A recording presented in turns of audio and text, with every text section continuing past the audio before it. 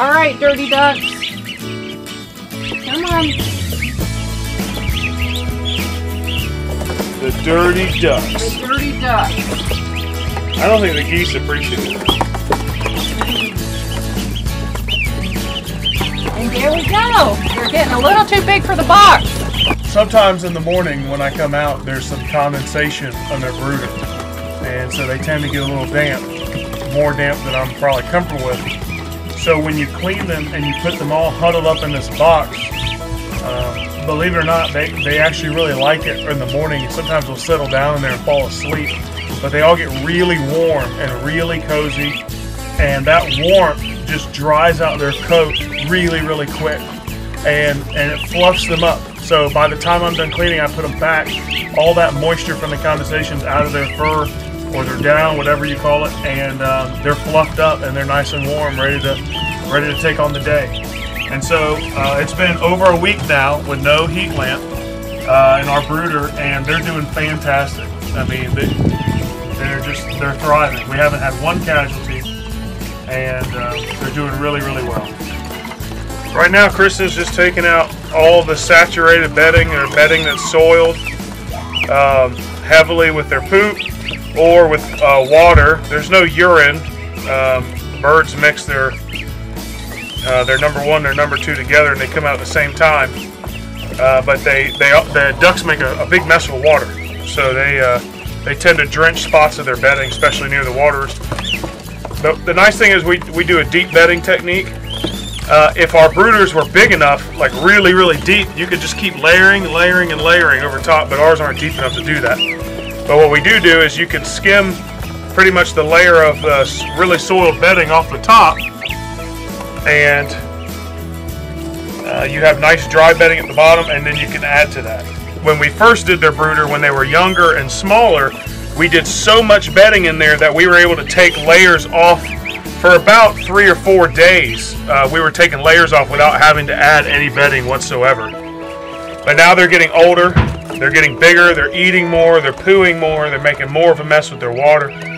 So we just got to the point where we just add a little bit every day. But if we ever raise chicks or ducks again, I would like to build a giant brooder that we can do a deep layer method and never clean it. You just keep adding, and when they're old enough to get out, then you just take it all, add it to your compost pile.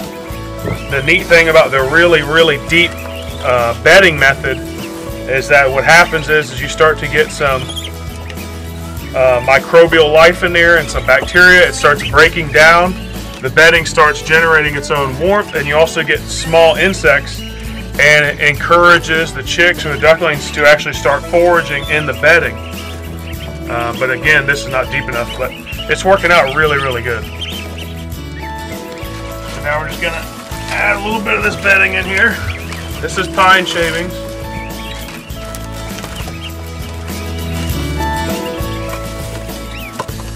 You know, typically you can find fairly easily 2 different types of shavings near you at a big box store. You can find pine shavings or cedar shavings. Some people say online that the cedar shavings can cause irritation in some animals because of the essential oils in the cedar. And then some people also say the same thing about pine. The first time we raised chicks, we used the pine shavings, didn't have one problem. Okay. And here with the ducks now, we haven't had one problem with the pine shavings at all. And it's not unusual when they're young to see them eating it a little bit, which ours did. It won't hurt them, and they won't eat enough to make themselves sick. They're just experimenting, eating a few pieces.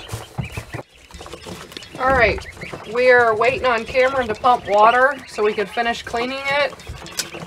So just so that we can keep going, I'm going to go ahead and just move these ducks into this brooder so I can start cleaning this one.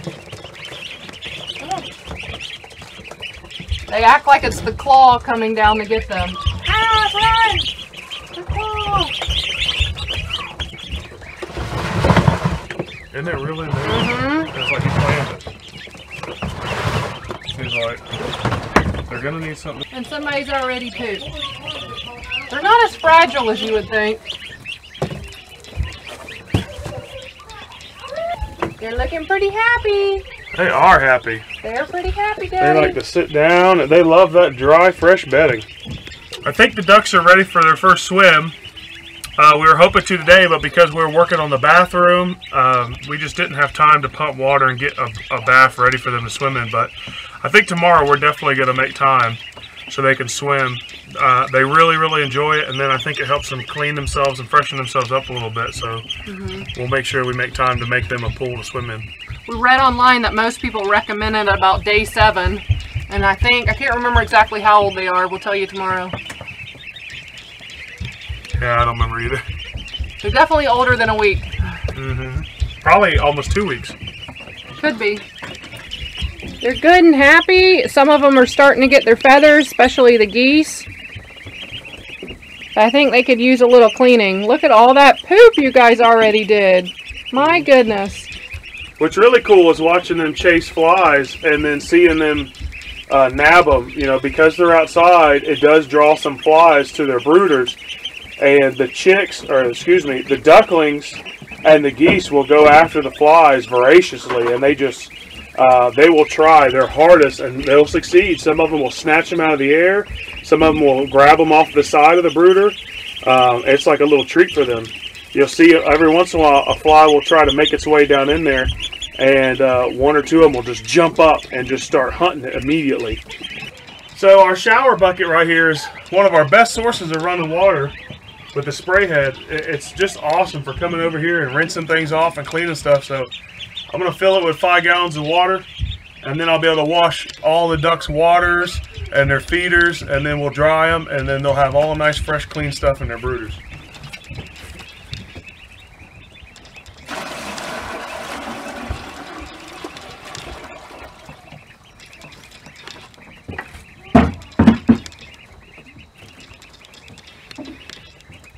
You know, these waterers, they work on like a vacuum principle and pressure, and so they give you the ducks just about a ½ inch of water down here. The problem is that when ducks mix the food with water to digest it, they get a bit of debris in there, and because of that vacuum, it pulls the debris into their clean water. Now this is fine, and I don't think it's anything to panic about. Sometimes I leave it in there, sometimes I don't, but when I clean it, typically I will refreshen their entire water. We freshen their water anywhere from 2 to 4 times a day, depending how much they drank or what's going on. So it never sits in there longer than you know, half a day or less. And usually Matt gets up once or twice at night to check on them, and he'll also give them fresh water.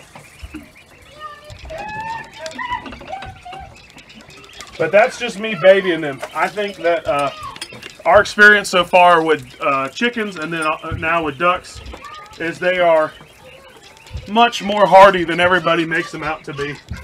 Everybody, excuse me, many people online will talk about brooding ducks and chickens like it's just fragile glass, and you know, you make one wrong move and everything's going to die. And that's just simply not true. Even for domestic animals, they're you know, nature is a hard place, and man, these guys are living it up right now compared to what they'd be having in the wild. Between being hunted, having to find food and water, so they're doing really, really well. It's not. I told Kristen, it's not hard work. It's just a lot of work, and there's nothing wrong with that. That's it. You saw me. Is it still on? I didn't do no big fancy scrubbing. I didn't pull out any bleach or anything like that. I just rubbed the inside of the bottle really good. I had a little brush. Rubbed the watering tray really good, and that's it. It's clean. It's ready to go. Thanks for pumping water, bubbies. Yeah, thank you, buddy. Wouldn't have no water if it wasn't for our oldest son. Although I do have to pump sometimes. Quite a bit. So I got 2 clean waterers here I'm about to fill with a freshly pumped thing of well water. The awesome thing about it is that you know, this is our well water. There's There's no fluoride in here, and there's no chlorine and whatever else they put in tap.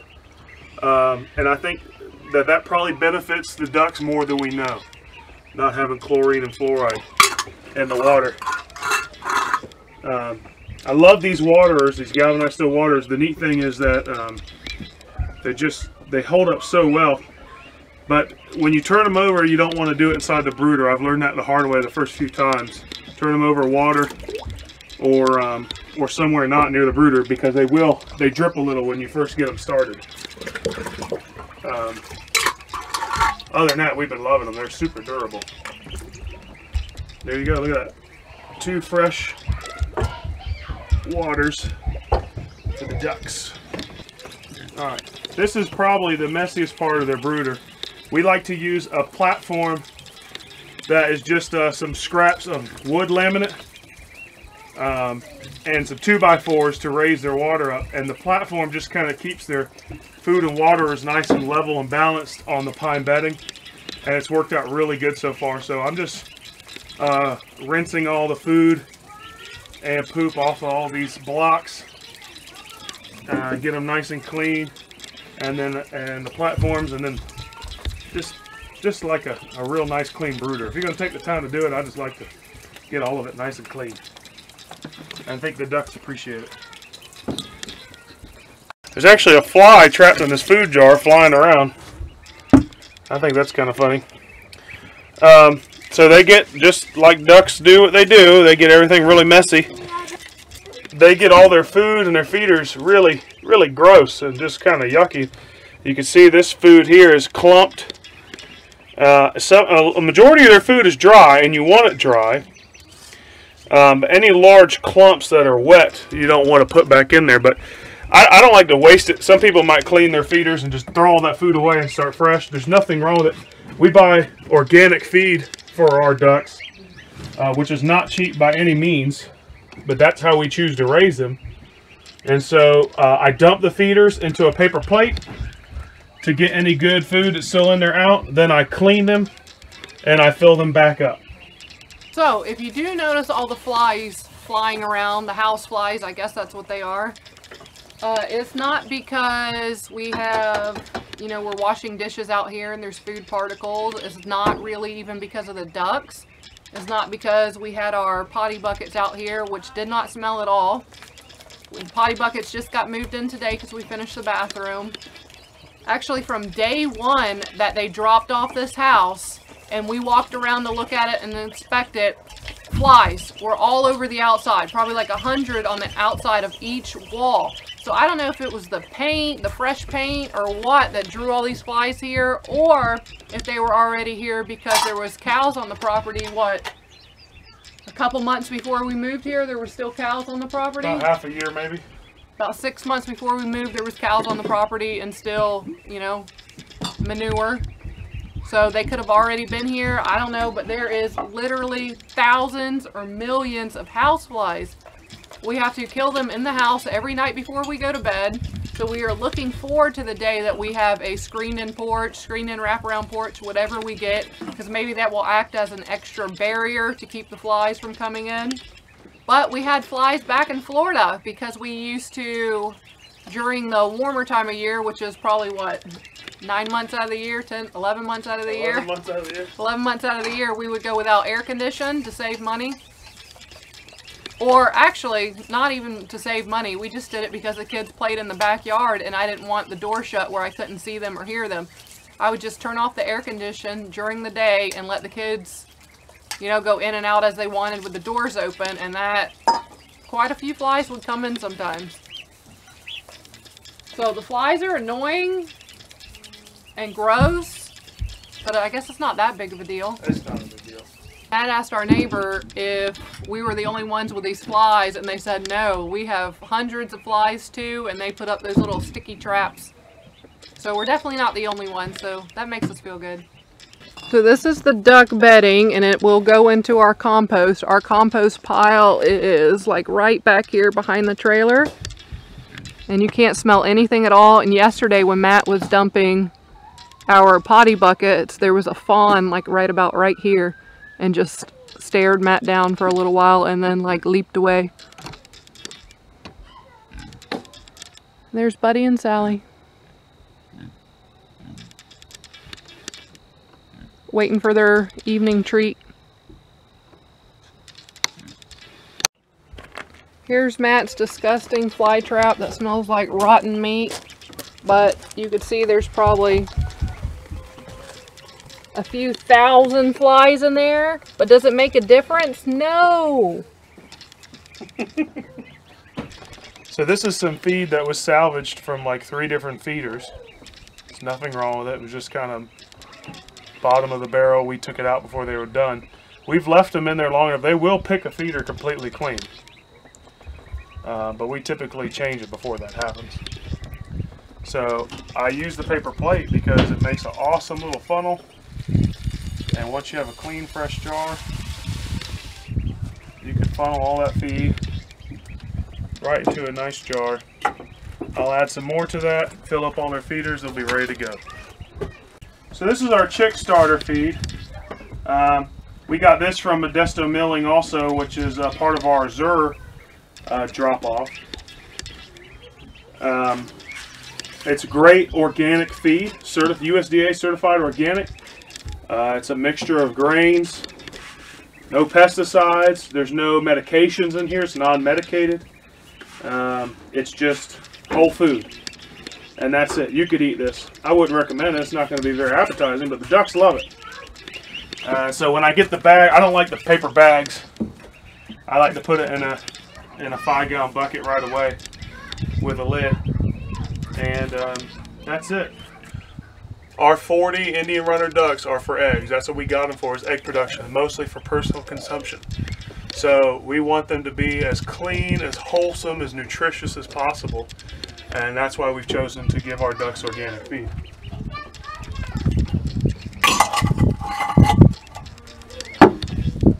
So now that we're done cleaning, our little guys are all... Little girls. Excuse me, our little girls are just all chilling out. The geese are chilling out. They look nice and fluffy and happy. And they're not huddled together, so I think they're just relaxing.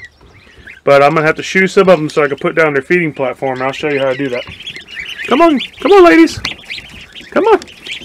Come on, ladies. Come on. Come on. Come on, geese. Come on. All right. So I put this one piece of laminate right here. And I'm going to get my blocks. Now, when they were younger, we did 1 waterer. Now we do 2. It equals about 2 waterers for 1 food. And you'll see what I mean here in a second. But basically, they can run out of food if something happened, worst comes to worst, but they can't run out of water. So you always want to have more water than food. So here's 1 block for water, 2 blocks for water. Here's food. And this is a little bit tight, but it's for a reason.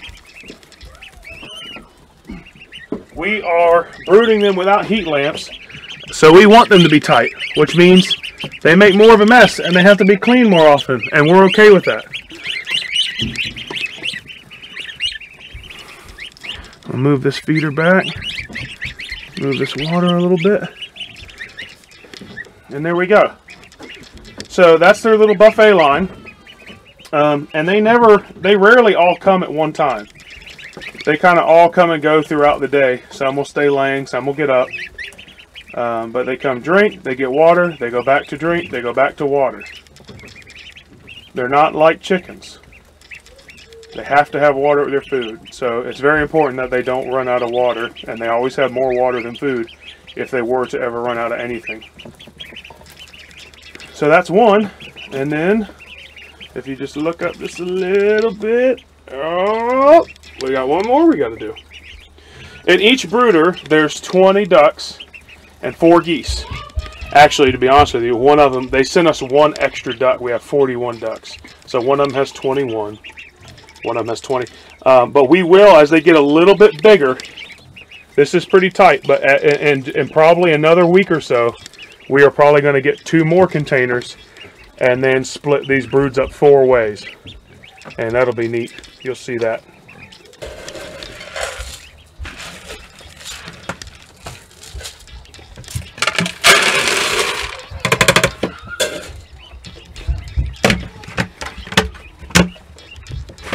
Buddy Sally.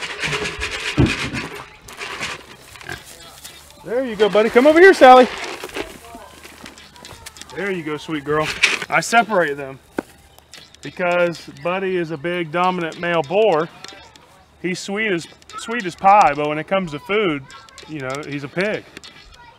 No pun intended. So once he finishes his, he'll go run Sally off. So I try to separate them while they're eating.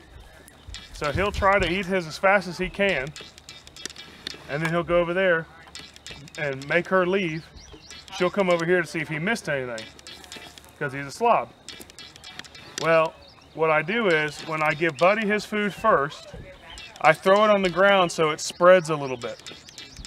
So he has to work harder for his. When I give Sally hers, I put it in a nice pile. So it's very easy for her to get a huge mouthful of it very quickly. So they both approximately get about the same. Buddy has to work a little harder to get his. And the reason I do that is so Sally can get big mouthfuls of hers, clean hers up quickly. By the time he gets over there to push her off, she's already eaten most of it. One of our favorite treats to give them is banana peels and apple cores. And we get organic bananas and organic apples from the grocery store. And whenever we're done with our bananas, I come out here as a treat, give them the peels, and they absolutely love the peels and will eat them up. And of course the apple cores when we're done with our apples. But I have one child that likes to eat the apple core. It's good for you. Yeah, but it makes apple trees start growing in your stomach. And you gotta be careful, you don't want a tree growing out your stomach. Mm-hmm. But they love banana peels. So if you got hogs and you haven't tried it, go throw them some banana peels. Organic ones preferably. The nighttime duck routine. Okay. So we're getting ready to close up the ducks for the night. First, we are going to check and refill their waters. So we're getting ready to tuck them in for the night. And again, they're on our front porch. And no brooder. And we've been doing this for about a week now, and they're doing just fine. So they're in their containers. What I do is I put a blanket over the area that they lay in. This helps just keep a little more heat in. It also keeps condensation from forming over the area where they lay. It's kind of narrow in here, so it's a little bit hard to work with the... It's not a blanket, it's actually a towel. So that's how I put the towel. And then I go ahead and put the lid on, which has vent holes. It's not going over the entire top. Right. Let me try and show it. It's just going over the spot where they lay in case condensation forms on the lid so it doesn't drip on them. Right. And actually every morning when I check it, there's never any condensation on the lid where the towel is, because the towel has kind of insulated the lid and keeps that from happening. So the lid has vent holes in it all the way around. They're like 1/2-inch holes that I drilled into the lid, and they're also drilled, the lid has this structure on it. The vent holes are drilled in the higher part of the structure all the way around, and that's for a reason. If it were to rain and this were to catch water, it keeps the rain from being able to go into the vent holes. The vent holes are raised above the lip of the edge, so water would come over the edge before it went in the holes. So anyway, that's how we button them up for the night, and then I place a large heavy rock right on the middle of the lid for any critters that are extra crafty opening things like raccoons. It actually secures, it clips very tight. And then we also always leave this window open right here so that we can hear really good. We hear them when they get up and eat at night and drink. And they huddle up together and keep each other nice and warm. Like I said, we've been doing this for about a week. And it has worked really, really well. No problems whatsoever. It's been in the mid-50s to mid-60s at night, anywhere in that range. Of course, it's not that temperature all night long. It takes all night long for it to finally get down to about 55. And then first thing in the morning when the sun comes up, it's 55, and then the sun starts heating it up. So something to consider, but they're handling it very well. So here's these guys at bedtime. They're huddled up in there and all nice and snuggly. See them in there? They're gonna get a little something, and then they're gonna snuggle in for the night. And they are good for tonight. All right, I'm about to show you guys something awesome. Been playing with my camera. I put it in something called low key setting.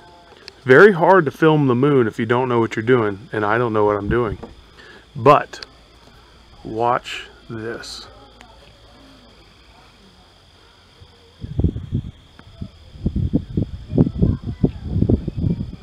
Look at that full moon.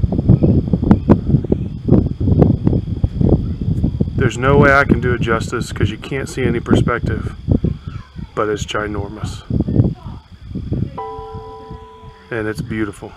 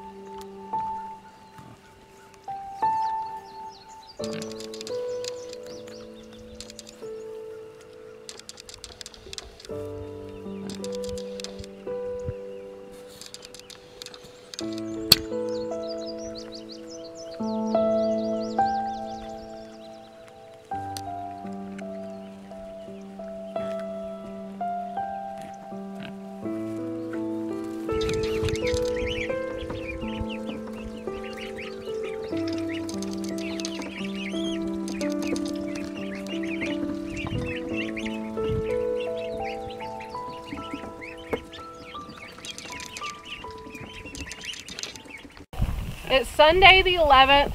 We've been meaning to try and give the pigs just a little more temporary shady spot. A front porch. A front porch.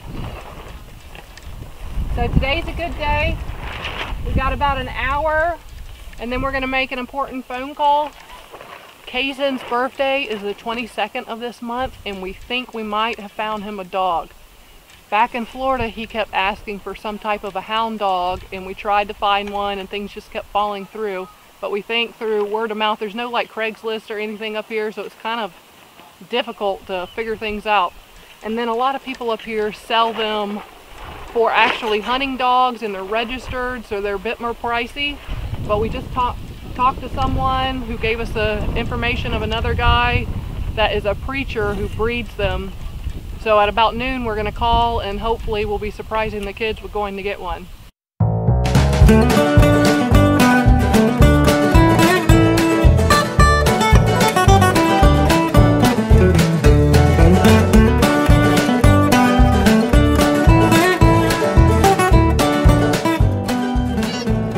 I see dog. Dog! Is that the dog we're going to bring home? This is Kaysen's birthday present, Molly. I want.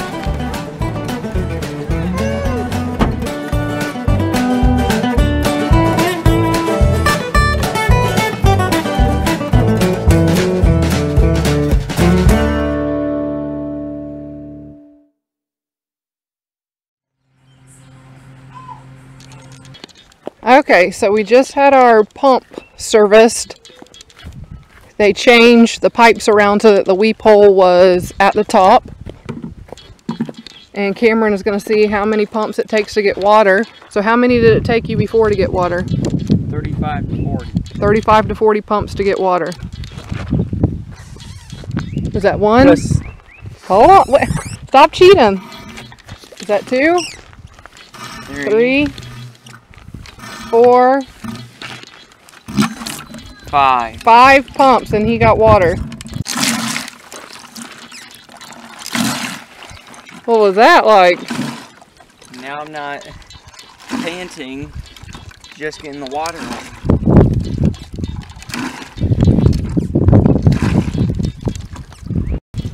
Just some ducks having a bath.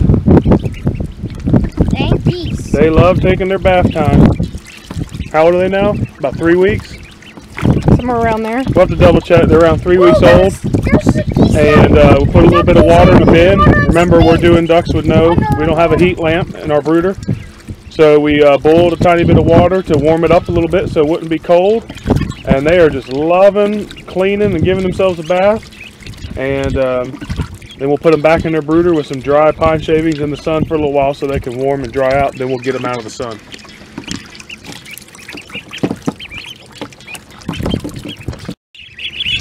Dive, dive, dive.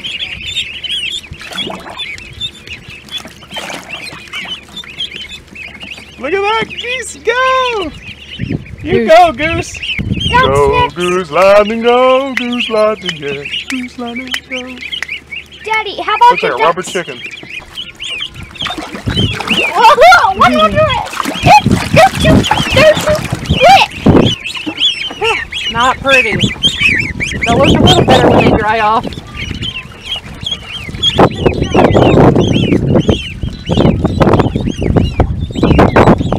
So this was the first batch to get a bath. And you can see how good they're drying off. Their heads are getting nice and fluffy, and then their upper body, and then it just gets fluffier as it goes down until they're totally fluffy and dry. And this was the second batch. They still pretty much look like little skeletons. But They look like spiky rubber ducks. And these girls just got out. Alright, so Kristen, this is my lovely assistant, Kristen. She's about to show you a magic trick. No, I'm not. Come on. She watched a YouTube video that showed you how to sex a goose to check its vet to see if it's female or male, so she's going to go ahead and try real quick. I'm sure it's not going to work. So if a white corkscrew pops out, we got a male. So either I'm doing it wrong, or this is a female. Hold on, goosey, goosey, goosey. I think it's a female. All right. I'm guessing that we have 2 males and 6 females, and if we did, that would be great. We're talking about the geese. The ducks, we know they're all ladies, of course, because we ordered them sexed. But the geese could not come sexed, they had to come straight runs. This one's laying down like she's been violated or something. Well, she has been violated. Bath time was good. Now we just need to keep everybody in the sun so they warm up and dry up. In the sun, in the sun. Oh, don't step on your comrade.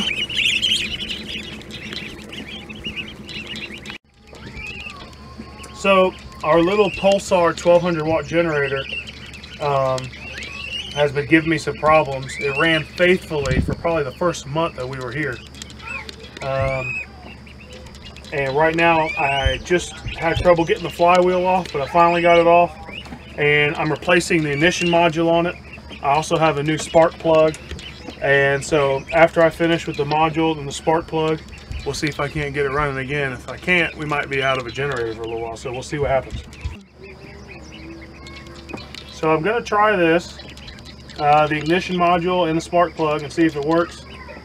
And if it doesn't, I mean, I don't really want to spend the money that we don't have on a new generator right now, but you know, we'll see what we have to do to make ends meet. There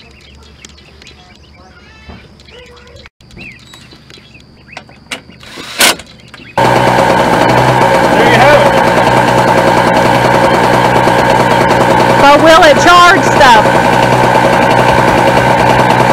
It's a great tool to have, but boy is it stinky and a little noisy.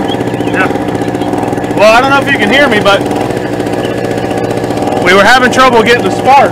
That's why it wasn't working. And so, you know, one of the things that they recommend doing is changing the ignition coil and going ahead and changing the spark plug. So, change the ignition coil, change the spark plug, and it still couldn't get a spark. Kristen was grounding it for me on the screws of the frame while I was trying to pull it. No spark. But I sprayed a little engine starter fluid inside the cylinder before I put the spark plug back in, and I barely even pulled the cord and it started. It started right up. So. And it's running a fan inside. It's running a big shop fan, like 130 watt, big high-speed fan inside the house. So it seems to be doing fine, and I'm happy. We'll see how long it lasts. Yeah. So we changed some capacitors in it. The first time it stopped working. Well, the first time the generator ever gave us a problem, it was because it stopped generating electricity, but it would still start running. And it was the capacitor was bad in it, so I replaced the capacitor, and it started giving us electricity again. Then it wouldn't start running. No, about a week later. So now I changed the ignition coil, and she's running great. We'll see for how long. We'll see for how long. Hey, what are you boys fixing?